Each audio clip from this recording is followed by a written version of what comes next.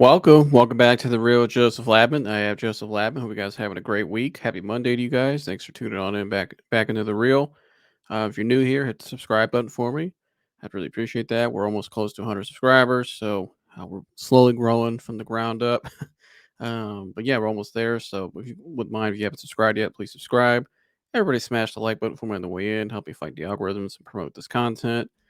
And yeah, really leave a comment on today's video as well. Love to hear your guys' feedback and whether you agree or not with my opinion. I appreciate feedback. I think dialogue's good. Yeah, so let's get into it. So I got some couple sports topics today I want to hit on with you guys real quick. We're gonna get into the Ken Dorsey stuff today. Ken Dorsey spoke to the media today here in Cleveland. Um, whether he'll be calling the plays or not, I gave my take on this 2 weeks ago and last week, and I'm gonna go back to my episode 2 weeks ago where I kind of said back then what I thought was going on with ownership, basically getting involved now and pretty much telling Kevin Stefanski what they want done for Deshaun Watson. So we'll get into that. Albert Breer has made some pretty interesting comments over the weekend too on 98.5 in Boston, so we'll get into that. I also got a little quick message for you guys at the end of the show as well. But first thing I want to start with today, though, is LeBron James has been in the news the last week.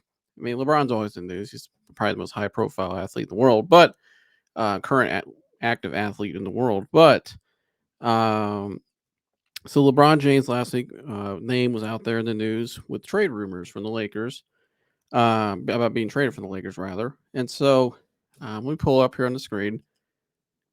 David Pinkalore, who was a respected journalist, reporter, has been right on a lot of things with LeBron in the past. He predicted LeBron going back to Cleveland 2 years in advance. David Pinkalore also predicted LeBron to the Lakers before it happened. You go back and look at his tweets. David Pinkalore's been pretty accurate on a lot of stuff. Predicted Kawhi Leonard to the Clippers for everybody else said. Woj, or excuse me, I think it was Chris Broussard. People said Kawhi was going to the Lakers. David said nope. Telling he's going to the Clippers. And he was right on that one. So David's pretty well connected. He's a KTLA reporter. He used to report Cleveland back in the early 2000s, actually, when LeBron's first stint in Cleveland. So David puts out a tweet on this is February 1st, which was Friday, or excuse me, last Thursday. So David Pingalore puts out, hearing from my NBA peeps, King James is the top of the Lakers list to trade the 39-year-old. Palenka is looking for the right team to dance with and is closer to a suitor. LBJ and AD both out tonight. And so this is when they played the Celtics on Thursday night. LeBron sat out that night, so did AD. And there's a lot of different theories about why they sat out that night. Was it just because they played 4 games in 5 nights? They were sitting out. Was there something? So people thought maybe something with Darvin Ham and LeBron and AD. I don't know, but I do find it interesting that report came out, and I think David Pingalore um, probably got that from the Lakers front office, in my opinion. Probably Rob Pelinka, maybe, or somebody, Jeannie Buss ownership. Somebody in the Lakers put that out there for a reason, and nobody ever came out and refuted that, or said it was inaccurate. Nobody ever challenged David Pingalore. Nobody nationally, nobody local, nobody. The only thing we've heard since was Rich Paul come out and say, LeBron will not be traded. We're not asking for a trade.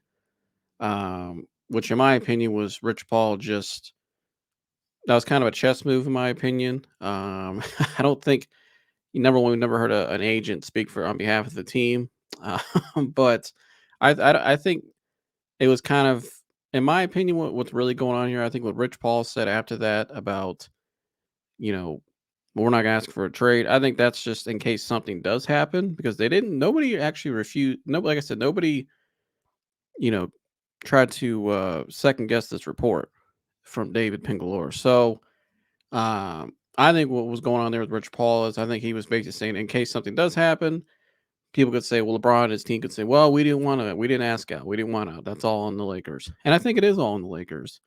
And what I think is really going on here is I think there's a chess game going on between LeBron and the Lakers front office, which has gone on in the past, and that's kind of when LeBron wants something done, he'll make it known. But I also think too that LeBron, I think, wants them to go all in for the rest of this year, and wants them to. I think this is one last run, maybe kind of similar to when he went to his last year in Cleveland. He was going to the Lakers. He wanted the Cavs to make a ton of those moves at the deadline, which they did, to go all out for that season to give them the best chance to get back to the finals, which they did. But I think all along everybody knew he was leaving and going to the Lakers. It was kind of like the worst kept secret back then. Um, but I think that's what's going on here. And I think what's really going on too is I think LeBron, like I said, wants him to go all in. But I also think LeBron has kind of put the ball in their court, because I think LeBron, when asked the other day at shoot around, somebody asked him, "Hey, do you know what you're doing with?" It was David met him. "Do you know what you're doing with your player option this summer?" He just said no. He don't know, because he can opt out of his contract this summer. It's a $50 million player option. He could opt out of that and become a free agent. And so obviously Bronny's coming up in the draft. He'll be available. And I think, in my opinion, after what I've seen the last week, and I've been kind of playing this patiently, kind of seeing all the things play out, because I've seen this 3 times before in my lifetime as a fan of the Cavs and somebody who's followed LeBron closely. I kind of wanted to wait and see all the things that are coming out. So I think what's going on here is I think the New York Knicks are the top destination for LeBron this offseason. I just really think that. I think the things that they put out over the weekend about Rich Paul meeting with Leon Rose, LeBron's former agent, who's Leon Rose, and then now Rich Paul is his current agent, who owns Clutch Sports. They put out there they met this weekend in New York where the game was going on. Lakers play at the Knicks Saturday night. Great game, by the way. Lakers got the win, but they met. I think it was Friday they met, or Thursday night or Friday. He met with Leon Rose, and they hashed everything out. That was put out there publicly. Um, you just seen a lot of, and then LeBron saying I think I have this one right here. At the same shoot around, LeBron was asked about playing for the Knicks in his past and whether he's thought about it, and his response was, "I've had that thought in my career." You can see right here, highlighted right there in the blue. So he says right there, "I've had that thought in my career." All right. And I also did some more research. Rich Paul recently was on Club Shay Shay, Shannon Sharp's podcast. I think it was a couple months ago. And on Club Shay Shay, Rich Paul even mentioned about back in 2018 when he decided to go to the Lakers, or when he was deciding to make his next move out of Cleveland, whatever that was. The Knicks were in consideration then, and they were also in consideration. They had LeBron even said out of his own mouth he considered them in 2010 as well, before he decided to make Miami was going to be the spot for him. And so the Knicks, in my opinion, have always been a team LeBron has had his eyes on, that he wanted to play for. I even had a couple people tell me back when I was a young kid, I was, gosh, 2, 3, 4 years old, and LeBron was in high school. My father, though, was a season ticket holder for the St. Vincent St. Mary team back then. He used to go to all the games. He used to pay attention closely. And some other people, too. I'd have said this. Back then, there was rumors that LeBron was always his people around him were putting out there in high school he was interested in the Knicks. And this allegedly, that the Knicks would be a team that maybe one day they'd like to play for. This was back when he was in high school, like I said, allegedly. And what I found on that today, I couldn't really find anything in particular because I don't want to put any words in anybody's mouth. The only thing I found, though, this is from an ESPN magazine in 2002.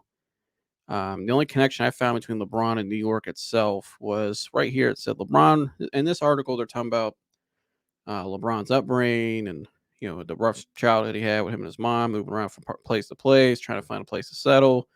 When he lived with the Walker family, and this part of the article right here, it says LeBron turned to his mom for part of 6th grade, but she couldn't make the rent and sent him back to the Walkers. Gloria, then considered moving her son to New York, where she had relatives, but the Walkers wouldn't hear of it. And it goes on to eventually, you can see that at the bottom, friends helped Gloria out get an apartment, and they were able to stay in Akron. And the Walker family didn't want him to leave, obviously, so because he was very close with them, and yada yada. But that part there, though, I found that's the only thing I could find. Whether that means something or not, I don't know. It says they considered moving there. She almost moved LeBron there when he was a kid, and he had relatives there. Uh, does that mean anything now? Probably not. But I think there's always been a connection, though. You remember, like I listened to Sebastian Telfair was on DJ Vlad's show 3 weeks ago, I think it was, and he talked about LeBron. He's coming to New York all the time, playing tournaments, and when he was in high school. There's always been a lot of connections with LeBron and New York itself. And that's why my whole point is I think the Knicks have always been a place where he would like to go play, win a championship, because they haven't won a championship since the early 70s, mid 70s. Some of you guys may know more than I do. I shall Google that, fact check myself real quick. But they haven't won a championship since then, a long time. And I think LeBron is looking at it as a legacy play, which is smart on his part. Um, he won the championship in Cleveland, which took 52-year drought, and then he went to LA, won the championship there, won back to back in Miami. But if he wins a championship with the Knicks in New York, now you're talking about an athlete that's done something we've never seen before. I mean, that is, take the Miami one out of it. I mean, those are important, but just look at the Cleveland Lakers and Knicks championship alone. I mean, those are three heavy hitter championships, because you broke the city of Cleveland. I'm a fan of Cleveland sports. We haven't won crap, so that was a big deal itself. But also you look at the Lakers one as well. I mean, that's one of the biggest brands in all sports. You won a championship there, and when you went there, they were not in a good spot. So, and you brought them back up, and then now you go to the Knicks and break that drought there. Let me Google the last time. When was the last time the Knicks won the championship? Some of you guys probably know this off the top of your head if you're really a basketball fan. 1973. Yeah, so it's been a long time since they've won a championship. And so that's 51 years. 51-year drought. And wouldn't that be something? If he went there next year and won a championship, he could say I broke two 52-year droughts for two franchises, or for one city and one franchise. Really, two cities, because New York's the mecca of basketball. That's what they're known for, is basketball. So I think the Knicks, in my opinion, are going to be the team. I think LeBron is eyeing, in my opinion, and I think, I've said too in the past, I thought the Cavs were still an option. I thought the Mavericks at one point were still an option, the Dallas Mavericks. But I don't think the Mavericks are on the table anymore. I think that was something that was rumored 2 years ago that I heard about, and it was even reported publicly. But I don't think that's an option anymore. I don't see LeBron playing with Kyrie or going to Dallas or anything like that. So I think if those two were ever going to play again, it's kind of like the Ramona Shelburne article that came out recently. It would have happened in LA, excuse me, but it didn't happen. So I don't see that happening again. I even mentioned at the end of that article that they don't really see those two are playing with each other again, unless it's an all-star game. So I think Dallas is off the table. I think the Cavs are still a wild card in all this. I mean, obviously he's got a connection with Cleveland. One of his childhood friends from St. Vincent St. Mary played with him on a team. Brandon Weems is the assistant GM. They got a nice team over there in Cleveland, obviously, or over here rather. They're playing really well. Got Darius Garland, Evan Mobley, Jared Allen, Donovan Mitchell. A lot more shooters this year. They're a red hot team right now. So I think the Cavs will always be an option, and I think too a lot of it too. What if Cleveland drafted his son? I think Bronny in Cleveland would be probably welcomed more than anywhere else, because he's local. The connection with his father, obviously, I mean, him being born here. I think it'd be a great story. Both of them coming back home. LeBron coming back again. But I think if LeBron does come back to the Cavs, I think it would be probably his last season, maybe either here or Vegas. Because I think, in my opinion, I think LeBron's last season will be 2027 and 2027-28 season, because that'll be Bryce James's first year in the NBA, if I'm not mistaken. From the math, I think that's when he'll be in the league, and I think by then you'll probably have a league expansion. You'll probably have Vegas or Seattle up there, and I think LeBron's been rumored to want to own that Vegas team, so I could maybe see him playing his last season in Vegas, maybe with both of his sons, or maybe back in Cleveland. I don't know, but I think he wants to win another major like a meaningful, every championship is meaningful, but I think he wants one more big one on the way out. And I think the Knicks, in my opinion, are the team. And I think like I said, all the connections there with New York. I think the Knicks, in my opinion, are the team that I could see LeBron going to this summer. And I think a lot of what's going on right now between him and the Lakers, I think I think the Lakers, in my opinion, I think that report was accurate by David Pingler, obviously, but I think they really are really considering trading him before Thursday's deadline. Because I think if I'm the Lakers, here's how I look at it. He's our best asset we have. We just locked up Anthony Davis. You're not trading Austin Reeves. You're not going to trade those younger pieces like Max Christie. You want to hold on to those guys because you don't really have much draft capital. I think the only draft pick they have is their first round pick from 2029. And if I'm them, I'm holding on. I'm trying to get more picks in return because even if they added DeJounte Murray to this team, let's say, which I don't think is going to happen, that doesn't catapult them or really boost them to be favorites coming out of the West. I mean, they did this last year. They went all in. Genie Bus had to pay like $8 million, I think I read, to get out of the Russell Westbrook contract. And, they're not the richest ownership. So you had to pay, I think it was $8 million. If I'm not mistaken, Carcito for Life YouTuber shot them, said that the other day. I think it was $8 million they had to pay to get out of that Russell stuff. So, they've went above and beyond in this LeBron Lakers experiment, whatever you want to, I don't know, what do you want to call it? The time LeBron's been in LA, they've made plenty of moves. They've tried to tweak the roster many years, tried to maximize every season. Some seasons were ruined from injury. But I think last year was the last time they really went all out. I think that was the last time they could. That's the best they could do with this roster. I think it's kind of wore itself out. And if I'm the Lakers now looking at it, you know, yeah, we can make a couple moves possibly here at the deadline for Thursday, but does it really put us over the hump? Are we really a championship contender? A team that's 500, had some nice wins recently, and here they can beat. I think what LeBron said last week was accurate. They could beat any team in the league on any given night.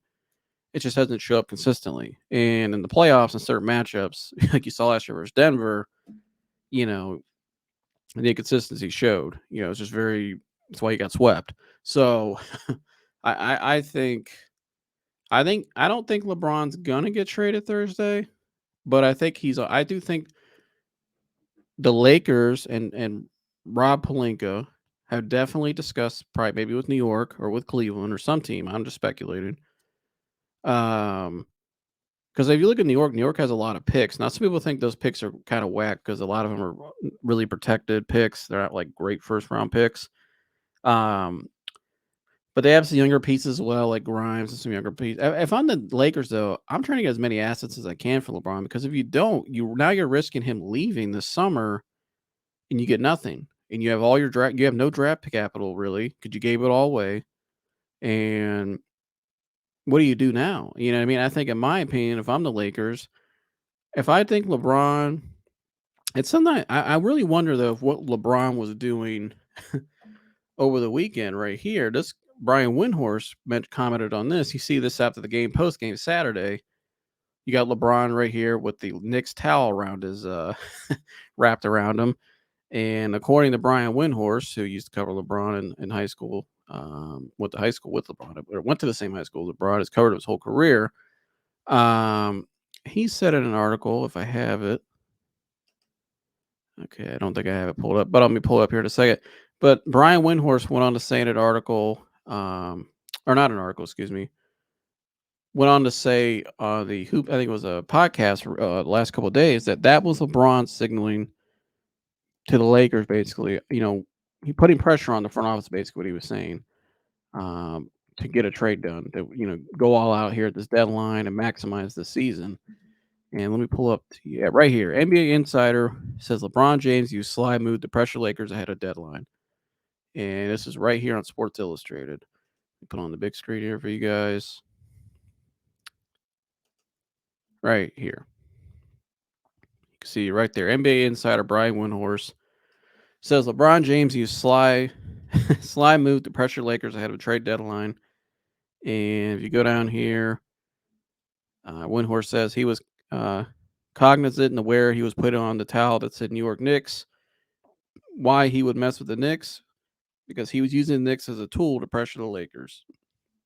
So could all this LeBron Knicks speculation, him going to the Knicks, could it all just be a fraud?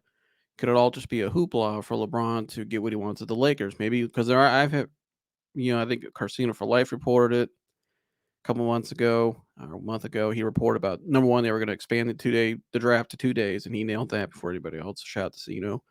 But also, he mentioned that he thinks LeBron will opt into that contract one more year with the Lakers, and that the Lakers have a second round pick from the Anthony Davis trade that they could draft Bronny, and basically LeBron would stay at LA one more year or a couple years, whatever, and until they have that Vegas team opened up. Once the league expands, I think they're waiting on this. I think this league's waiting on Seattle to renovating their like facilities and stuff. Then that's when it'll be announced, or they'll move ahead with bringing back the Supersonics, and then have a team in Vegas. That LeBron Woj reported on December 10th that LeBron is definitely wanting ownership in that team, which I think he'll get if he wants it. That eventually he would go there with his sons, and his last season would be with both of his kids in Vegas. He went on to say too that Kevin Durant would end up finish his career in Seattle with the Supersonics as well. That he can get ownership stake with that team. So I could definitely see all that. That makes sense. I could definitely see this just being the tool against the Lakers, kind of like Windhorse was pointing out there. But I don't know. I just really feel I don't the Rich Paul meeting with Leon Rose thing to me signaled that I think it's a real thing, that he is really considering playing for the Knicks this summer. And if I had to bet my money right now, I think he will opt out, because I just don't know where else this team's going to go. And I don't think LeBron really wants to piss around and waste a couple more years, because I think, like I said, I think he wants to win another championship on the way out the door, especially a big one. And New York would be definitely that. So, and like I said, there's always been connections with him in the past. Like he even said, him and his team, they've considered New York multiple times in the past. There's always been connection between LeBron and New York. And I just feel like it's always been meant to be. And I feel like it makes LeBron, to me, fits New York more than he does LA. I never really thought LeBron like truly fit LA like that. He's not like Magic Johnson and Kobe Bryant fit LA. Like they were LA guys brought up through there. Um, I think LeBron was kind of more like Shaq, but I think LeBron, though, to me, LeBron really fits New York. East Coast, big city. And New York's never really had a Skywalker like that. A guy that could just fly through the air and just control, dominant force, big time player like that. So, um, he's box office, obviously one of the most box office athletes in the entire world. So, I think, in my opinion, like I said, I think LeBron is definitely eyeing the Knicks this summer. And I think what he's doing right now is, I think if the Lakers want to trade him to let's say the Lakers trade to the Knicks on Thursday. Maybe he was trying to signal to the Lakers like, "Hey, I'm going to be leaving regardless." So, either go all out this season, we'll try to maximize this year, or if that report is true, like David Pingalore said, then go ahead and trade me to the Knicks. I'm fine either way. I don't know, but I think he is going to opt out. I think the way he answered that question when he was asked about it on Saturday morning at the shoot around, when he said no, I think to me he said a lot in terms of, it usually means he's not going to opt in. And I think the Knicks, all the smoke coming out of New York over the weekend with Rich Paul meeting with Leon Rose, like I said. And I think too, I could see like Ticket TV, another YouTuber did a video, I think it was yesterday, talking about a guy who's going to be available this summer who just shut it down. Suddenly the Bulls are about to trade him, and then they shut it down, and he needs surgery now for 4 to 6 months recovery. Zach LaVine. Zach LaVine is a Clutch Sports client. Zach LaVine, you could pair him up with Jalen Brunson. He can come in with LeBron. You would have Jalen Brunson, who's one of the best guard players in the league right now, really, the way he's playing this year. Pair him with Zach LaVine, who's a 20-plus point per game scorer, athletic wing, 6'5". Put him at the 2, and you got LeBron. Let's say LeBron just leaves and goes there this summer. You probably still got Randall. You got Mitchell Robinson. You got that Hartenstein off the bench. You got Josh Hart. You got they got a loaded team over there. They got nice pieces. I looked at the free agency market too. I think KCP is going to be available this summer. Another clutch guy I could see going there.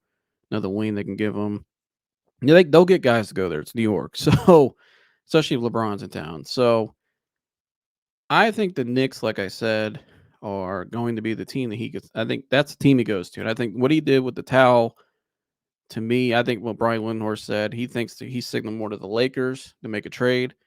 But I think it's an even bigger signal than that. I think it's more of, this is what I'm doing. And so, and it makes sense. It makes sense to me. I think his time at LA is up. I think it's time to move on. I think they've maximized everything that they could. He won the championship there. They won the in-season tournament this year. I don't know much more they can do there. There's not much more they can do with LeBron and the Lakers, in my opinion. I mean, you got Anthony Davis, but there's not many more moves they can make. I just don't see it. I don't think the Hawks are going to trade DeJounte Murray to them because if the Hawks want Austin Reeves' return, the Lakers are saying we're not giving him up, which I don't blame him because he's a long-term player for them, one of their most important assets. So, I don't see it. I think, could LeBron get traded Thursday? I would say I'd give it probably a 33% chance. I think what's going to end up happening is I think the Lakers maybe make a small move at the deadline. Maybe get like another wing to replace Vanderbilt because I think he's out for the year. He can miss some time. I don't think they were able to get rid of D'Lo, and D'Lo's been playing pretty well recently. And I think I don't know if anybody's want to take that contract. I just don't see another deal out there that makes sense for them and another team. So I think they make a small move. I think they play out the rest of the season one last time in LA, the last dance in LA, and they probably lose in the playoffs, second round, maybe make it back to the conference final. I don't know. They lose about mid round, probably second round, and I think he opts out. I think he's out of there, and I think the NBA draft is June 23rd, I believe. Look at my calendar, make sure I get that right. Yeah, the NBA draft is, I believe, last week of June, I believe, which would be 27th and 28th if it's a 2-day event. And I think LeBron has till June 30th to decide what he wants to do. So if I'm the Knicks and I know I'm getting LeBron, and the Knicks have plenty of draft capital, they can get it done to get Bronny. If LeBron wants to sign with them, then they'll get it done before he even has to decide. And now LeBron could just opt out and just go sign with the Knicks for a couple of years, whatever it would be. I could totally see this happening. Like I said, I think this has all been in motion. I think the Knicks have been the plan. I think it's always been meant to be for his whole career, really. And it makes sense. I think if he can go there, like I said, not to repeat myself, but if he can go there and win that championship and break that 52-year drought there, that's a hell of a walk-off moment. So, because like I said, now you got the Cleveland championship, now you got the Lakers championship, you got back in Miami, but you just went and broke in the mecca of basketball, the biggest city, the Apple, Rucker Park, everything. You just went, and it's the Knicks. You just went and won a championship in New York. That would be, people would say he's the GOAT. A lot of people still say Michael Jordan. I think, you see, I got my Jordan jersey in the background, 6 for 6 championships. But LeBron, if he was able to get that championship in New York, that would be very incredible. I mean, what a hell of a walk-off career, like I said, and walk off to a great career already. And especially his last seasons with both of his sons and like a tour, maybe a goodbye tour, I don't know, in Cleveland or Vegas or whatever. That to me, that's the kind of career. I think that's what he wants. But I think he wants one more championship to get 5. He can match Kobe, match Magic. But he'll have 3 ones on there that are very significant, especially Cleveland and New York. Those 2 are heavy championships. So we're coming down from 3-1, winning the first one in Cleveland in 52 years, and then breaking the 52-year drought for New York as well. That would be incredible. So I think, like I said, LeBron to the Knicks. And I point out today a ton of the articles like I showed you guys, and I think there's a lot of things happening right now. And even today, Bill Plaschke, who is a longtime respected reporter out there in LA. Anytime I want to read LA sports news, I check in with Bill Plaschke, see what he writes on it. I think he's got some good insight into the teams out there. And he wrote today, Bill Plaschke, that's his opinion by Bill Plaschke, but this was put out there yesterday. LeBron James leaving the Lakers, all he has to do is ask. And in the article, Bill Plaschke goes on to pretty much say that, LeBron, if you want out, Plaschke wants LeBron gone. So I think he made that pretty clear in the article. He said, go ahead and ask. And you know, I like I said, if I'm the Lakers, I would probably go to LeBron if they haven't already this week. The trade deadline's Thursday. I'd be like, all right, what do just sit him down and be like, all right, are you not coming back next year? Because if not, where do you want to go? And we'll move. If it's New York, we'll move you there. They have a ton of picks. We can get some assets back for you, and let's just move on. Now some people think that's crazy because the Lakers always want to get value in return, and usually they're known for treating their superstars in a good way and letting them leave and walk off. But I mean, here they traded Shaq, and when it was time to move on, and granted that was in the offseason, but I don't.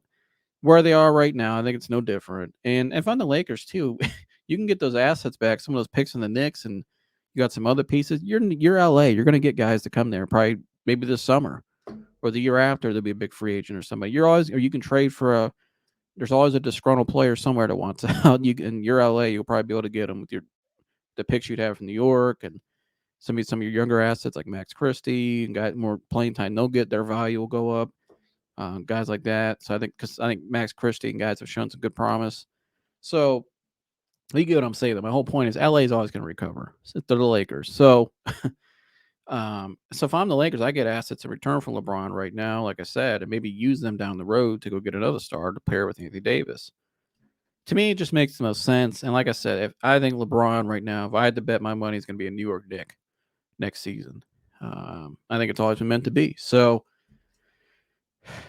that's my take on that. I'm curious your guys' thoughts on it. Where do you think LeBron will play? Do you think he finishes in LA, Vegas, Cleveland, another team? I mean, New York, like I think. What do you guys think? Comment below. I would love to hear your guys' feedback. So moving on now to my second topic. Went a little longer than I wanted to, but I wanted to break it all down for you guys. I'll go through this real quick. Ken Dorsey, who was the Browns' new offensive coordinator, spoke today in the press conference. He was introduced. It was very bland, very boring. We didn't hear much from Kevin Stefanski as well. He introduced him and just walked off the stage, which I was listening to Jason Lloyd on the Ultimate Cleveland Sports Show. Shout out to Deb. Shout out to my man Earl, who was on today. He was on the panel today. Jason Lloyd's like, it just seemed very bland. Like they didn't want to talk about certain things that media would have asked Kevin on. So, in my opinion, though, I said 2 weeks ago on this show, I thought that when Andrew Berry spoke to the media that day, 2 weeks ago, I thought they were pretty much saying, in my opinion, I put Mary Kay's tweet up that day, too, and I kind of read it between the lines. Remember my show 2 weeks ago? And I said, I thought the Browns pretty much told Kevin Stefanski, we'll give you an extension, but you need to give up play calling. And we want to get someone here that can work around Deshaun's skill set, which Ken Dorsey has proven track record with Cam Newton, Deshaun's good friend. Cam Newton was MVP of the league under Ken Dorsey and went to a Super Bowl. I think the Browns, I said back then, stepped in and said, Kevin, you're not calling plays anymore. And we want a new system built around Deshaun. Well, Albert Breer, a really respected reporter, was on 98.5 in Boston, and he had this to say because Boston just hired, New England just hired former Browns coordinator Alex Van Pelt as their offensive coordinator. So here's what Albert Breer had to say on, not that one. Hold me one second. Here's what Albert Breer had to say on 98.5 in Boston. Let me get the right one up here for you guys so I don't get flagged. Fair use. Just had to point that out there. Here's what he had to say about the reason he was let go in Cleveland was because ownership and Paul DePodesta, not Kevin Stefanski, ownership and Paul DePodesta were frustrated with the progress Deshaun Watson had made. I don't think that they really, truly, the people who made that decision really, truly knew his value to that staff. And other people on that staff, not so much Kevin, but people below him, were floored when they fired him for two reasons. Number one, how do you fire the offensive coordinator after you just won 11 games with 4 different quarterbacks, with your fourth and fifth tackles, without Nick Chubb, including at least 2 or 3 of those guys that nobody's ever heard of, right? I mean, you're talking about Jeff Driscoll, PJ Walker, Dorian Thompson-Robinson. Like, those are some of the guys he was working with. So you just went through that, right? He was able to help build an offense that was able to sustain with Joe Flacco coming off the couch, with their fourth and fifth tackles, without Nick Chubb, Kareem Hunt coming back in.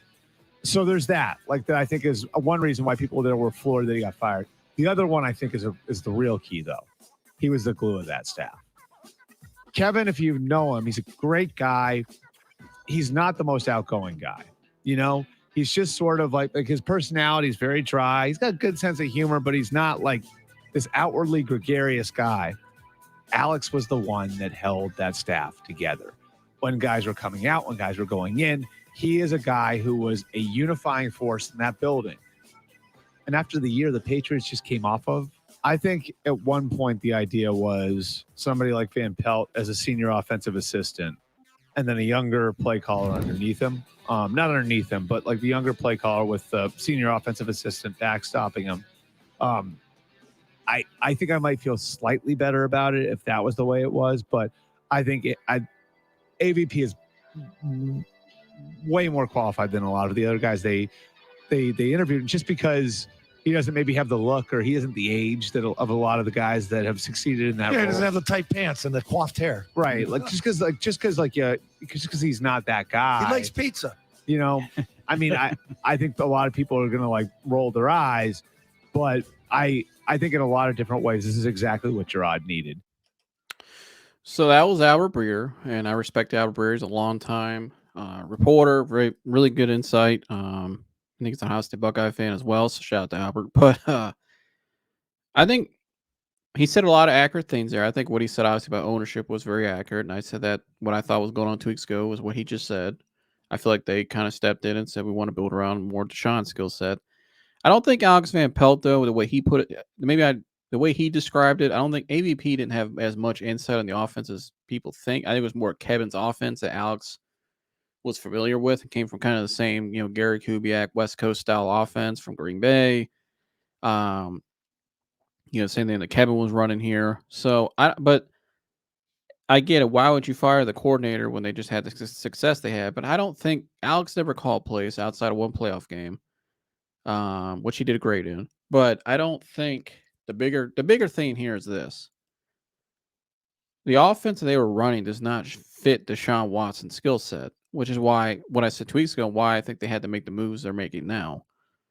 And why they hired a guy like Ken Dorsey, who's had success with a guy like Cam Newton, similar to Deshaun in some ways.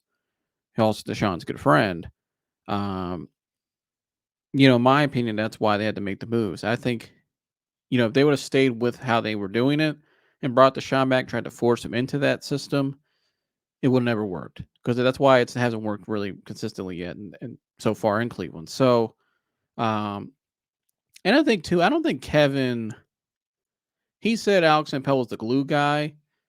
I don't know if I think Kevin's personality is that bad, because I think when you listen to teammates or guys on the team that come out and speak about Kevin, like David Njoku did recently, I don't think Kevin, I don't think there's, I think Kevin's actually a pretty cool guy behind the scenes. I think the players really like him. I think he communicates pretty well. The team didn't quit on him this year. I think that spoke volumes about who Kevin is as a coach. I think Kevin as a CEO would be just fine. I think too, and Kevin grew up around pro athletes. His dad was an executive for the Pistons. I think Kevin's been around this pro sports lifestyle for a long time. So I think Kevin actually communicates just fine with people. I think like when Njoku said, well, what the players have said about him, how Deshaun speaks of him still, even on his podcast recently. I think Kevin as a CEO would just fine. I think play calling and a head coach being a play caller to me is a lot.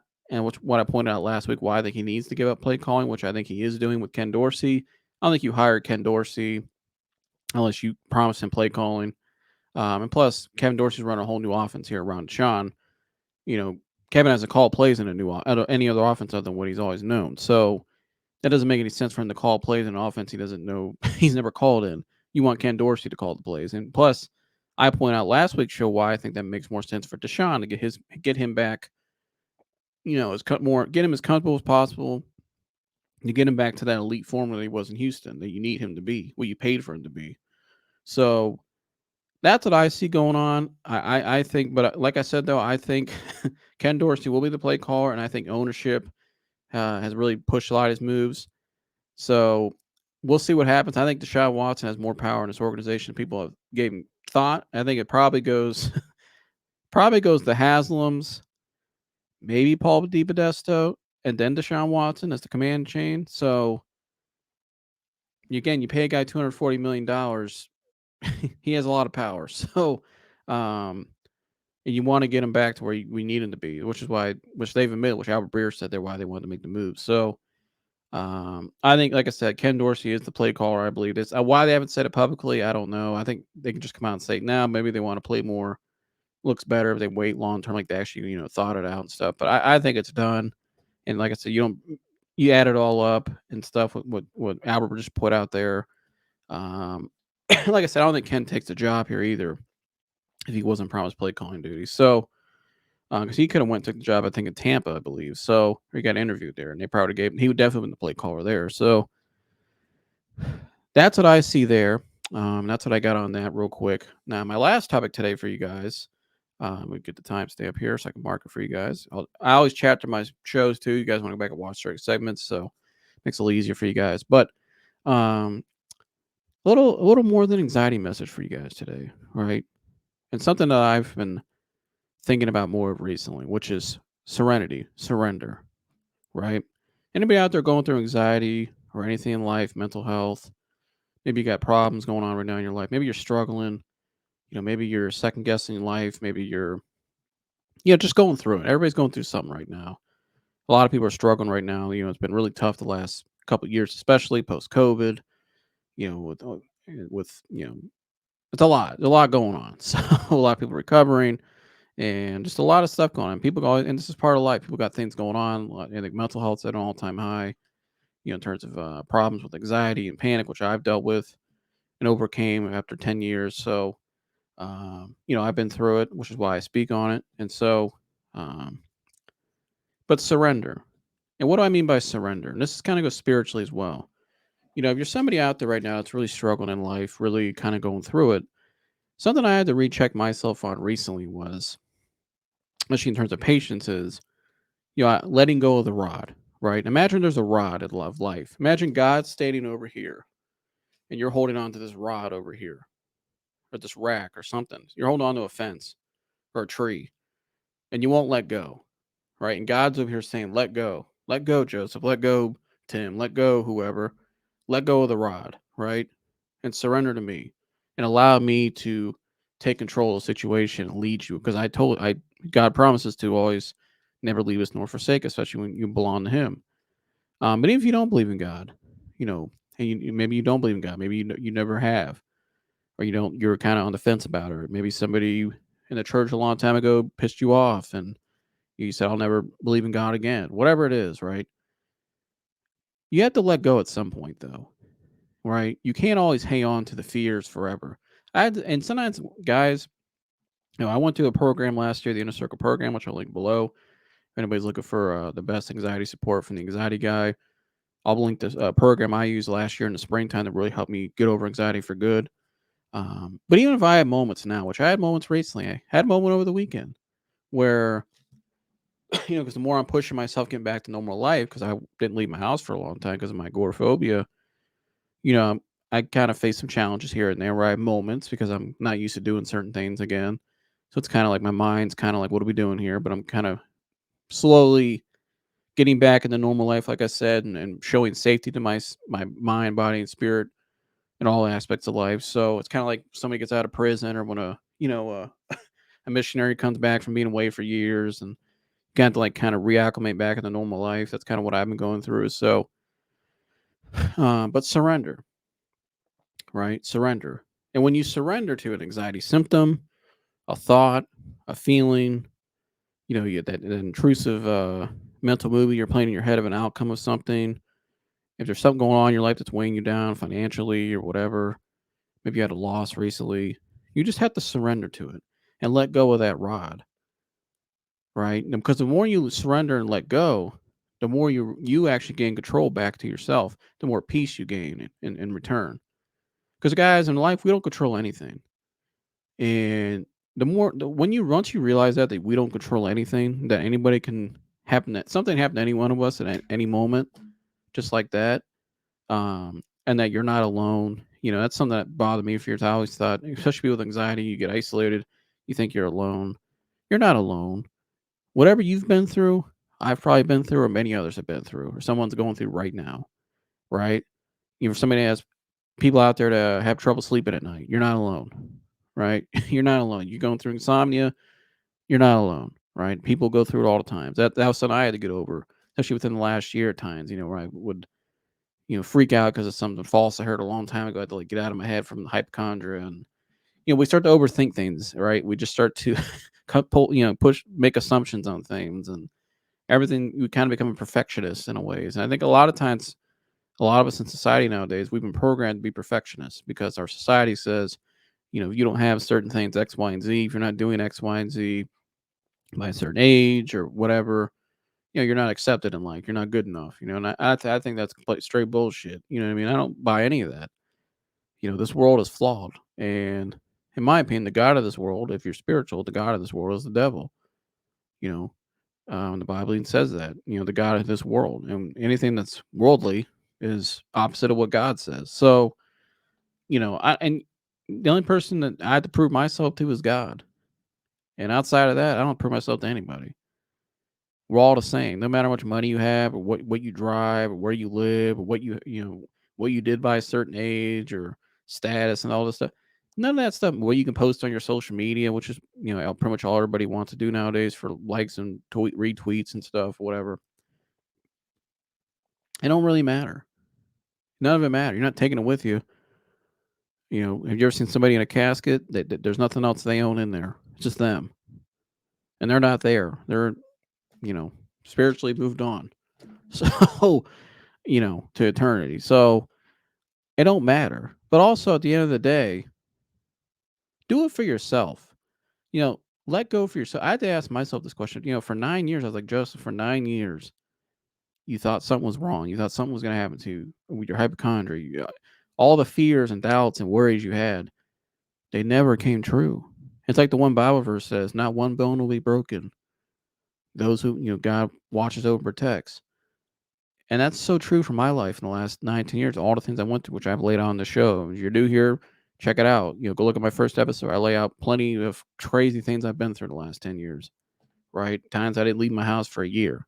So, but through all of that, I'm still here. God still carried me all through it all. He brought me out of the fiery furnace. And that's a good way I look at it too, about surrender, what surrender really is. Surrendering to your anxiety symptoms, pretty much telling yourself, you know what, they haven't come true yet, but if they do come true, so be it kind of mentality. Because the more you do that, the more you give it less credit, the more you don't give energy to it, the more you realize that it really is fake. And if you're feeling crappy, it's okay. If you don't have to feel 100% all the time. You're somebody out there dealing with hypochondria or whatever. Life doesn't always have to be perfect. It's okay to have problems.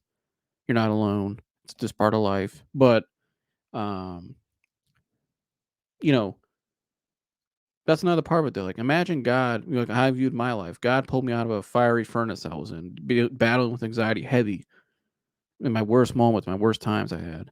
Pulled me out of that, right? And if I look down, let's say God was holding me in the air with his right hand, and I'm, 3,000 feet above the ground. He just pulled me out, and I look down, and all I see is that pit. And if I fall back in the pit and die. But God still hold me with his right hand. I may be looking down, and there's nothing below me, but God still hold me with his right hand. And not only does he hold me with his right hand, he's also taking me away from it, moving me to where he wants me to be in his will. And guys, the safest place you can be, because a lot of with anxiety and fear, or anything in life, we want to feel secure. We want to feel safe. Safety, right? That was my biggest thing in life, was safety. And once I figured that out, I was able to go over my anxiety, but also if I have problems now, I can identify where's the safety in this, and I can prove to myself safety, which helps me get over things quicker. Where I just have moments, I can move off of anxiety very fast. But the safest place you can be is in the will of God. So you have to remember that the safest place I can be is in the will of God. And if you know that, and you made it through all you've been through, as long as you just surrender, practice serenity each and every day, everything else will work itself out. And I'm telling you, if you're somebody out there battling with anxiety, like I was, or whatever you're going through in life, like I said, any circumstance, all things work together for good. All things work together for good. All things work together for good. And you just have to believe, and you have to surrender and let go. Life's not that serious sometimes. And I get some of you guys out there, especially people older than me, have families, you have kids to take care of. I'm sure you have a lot going on. If you're listening to this, maybe something, or if you're going through what I did with anxiety, or maybe you live alone, you're lonely, you feel lonely. Remember, you're not alone. But just let go and surrender and give something else a chance. Maybe if you never believe in God, or give it a chance. Let go. Let that rod go. Because the more you try to control things, the less control you'll get in return. If that makes sense. Like, the more you try to control things, the more pain you'll actually probably endure. Because God has a will for us no matter what. We're going to get there one way or another from point A to point B.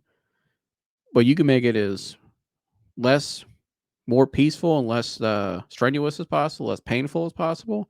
Or you can try to control, try to dictate the outcome, and try to figure out the outcome. And you'll probably make it more painful than it needed to be. Right? And you see that a lot of times even in stories in the Bible. Go read the story of Abraham. You don't have to make it. Sometimes we make it more painful than it needs to be. And so, but again, if you just surrender and let go and realize you're okay, you're normal, take a deep breath, you're not alone, no matter what you're going through, all the things, whether it's anxiety and agoraphobia, insomnia, whatever it is, or financial crisis, or whatever you're going through. Maybe you're lost, you're just struggling in life, whatever it is, trying to find direction. Just surrender and let go, and reach out to people. We all have community around us. Sometimes we just don't realize it. There are people out there are looking for other people to talk to and to communicate and connect with, and you'd be surprised how many people you have more things in common with than you think. Probably more than you realize. More than I've realized that more in the last year for myself as well. So, um, and like I said, in the last year, I mentioned a story one time on my podcast. Go back to episode, I can't remember the exact episode. I think it was 99. Go check it out. I tell a story at the end of that show where I'll end with this real quick. Last year in August in 2023, one night I was out on the bike and I stopped at a store to get a drink because I ran out of water. And there was this homeless guy there named Jared. And not to tell the whole story again, but long story short, as I walk up, he's outside, asks for money, and I told him I don't know, think about it. I go inside, get my drink, I come out, and he said he watched my bike for me. He's a kind of funny guy, connected with. I don't know, something just told me the Lord was speaking to me, just to, sit and talk to this guy for a minute. Just felt it in my spirit. So I gave him the rest of the cash I had on me and sat and talked to him, and he just asked me to. We started talking, and I pointed my cross and my necklace, and I told him to stay, just keep focused on God, and and he's like, man, I really appreciate that, and he just asked me to pray for him right there, and he grabbed his hand, he grabbed my hand, I grabbed his, and we just sat there and prayed in the parking lot, and he had tears come out of his eyes, and I was kind of like, I couldn't believe it in the moment. I was like, felt like, God, here I am. Like, I didn't expect this, but we're doing it. So, prayed for him, and and he told me he felt better, much better after, and I just came some best advice I could at the time. The guy was living down by a river, didn't have anybody. Kind of told me too what he was going through. He kind of went through like a heartbreak with somebody, and he was just heartbroken, and so, but didn't have nowhere to live. Didn't look he showered in like a month. Had one set of, just looked bad. Didn't look he slept in like a month either, and so just barely making it, drinking a lot. And so I see him a week later. I go by the same gas station, and he eventually recognized me because he first came and asked for more money, and then he kind of recognized me again. And he goes, "Hey man," I said, "Hey, how you doing?" I said, "You hanging in there?" And he goes, "I'm hanging in there, man. I'm trying. It's getting a little harder." I said, "Well, I told him same thing I told him the week before. Just stay focused on God and just keep going, man. It'll be all right. You're here. I told him, I said, "You're still here, right?" And he's like, "Yeah, you're right." And then he left. And then 2-3 weeks go by. I go into a restaurant not too far from there. My mom and I go somewhere for lunch. And I'm sitting there eating my lunch, and guess who walks in and sits at the bar? Looking like a whole new man, fresh clothes, had a phone, was meeting people there. Jared. And he didn't see me, but I knew who he was. I remembered him because I just saw him. And he heard someone say his name because he was talking to the people right next to me. And he was telling them like, yeah, I met somebody else, and he got back on his feet, and one girl was helping him out, and he was looking for a job, and he just looked like a whole new person, just like that.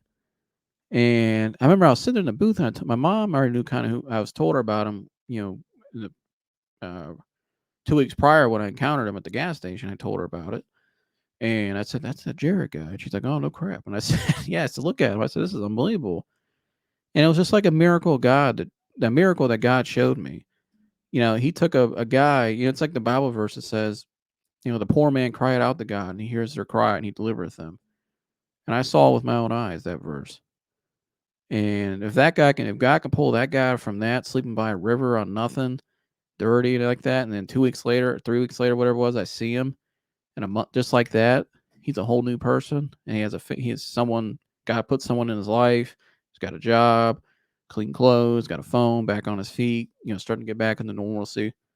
The guy can do that for me, which he's done for me and has been doing for me, and he can do it for you too, no matter where you are. And so that's my word of encouragement for you guys today. A little something there at the end for you guys. And leave a comment below that message related to you and kind of, whatever you're going through right now. Feel free if you need to reach out to me privately. My contact's below. If you want anxiety support, anything, anxiety, panic, mental health, anything, I have contacts below and people below. The anxiety guy, go message him. Dennis is a great guy. #1 support on YouTube for anxiety is the anxiety guy. So go check him out. And yeah, that's all I got for you guys today. Love all you guys. Like, subscribe, share, and all that good stuff. And please hit the subscribe button for me. Like I said, almost 200. And yeah, I'll see you guys next one. I love all you guys. I'm out of here. Gone.